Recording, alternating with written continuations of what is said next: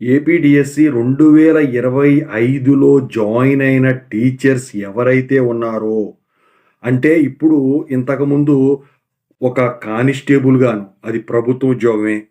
ఒక గురుకుల పాఠశాల నుంచి చేసి దీనికి రాసి మళ్ళీ ఇటు షిఫ్ట్ అయిన వాళ్ళు. ఆ గురుకులం గూడా గవర్నమెంట్‌దే.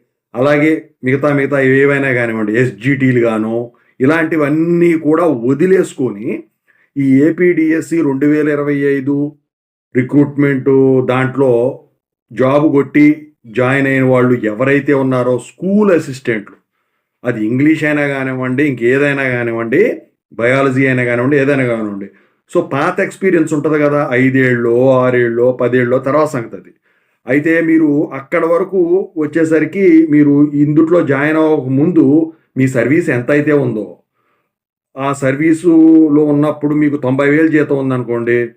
ఆ 90,000 ప్లస్ పడాల్సిన ఇంక్రిమెంటు ఏదైతే ఉందో అది యాడ్ చేసుకుంటూ ఈ సర్వీస్‌ని కొనసాగించే విధంగా అయితే ఏపీ ప్రభుత్వం అయితే నిర్ణయం తీసుకుంది.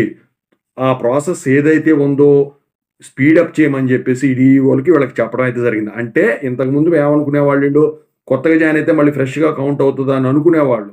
సో, చాలామంది అంటా ఉన్నారు ఇది పాత పద్ధతే గదా! ఇప్పుడు కొత్తగా వీళ్ళు పెట్టేదేముంది అని అనుకోవచ్చు.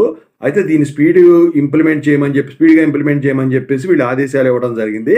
మీకు ఇప్పుడు స్కూల్ అసిస్టెంట్‌కి 60,000 70,000 ఉందనుకోండి. ఇంతకుముందు సర్వీస్‌లో ఉన్నప్పుడు ఇప్పుడు 90,000 ఉందనుకోండి.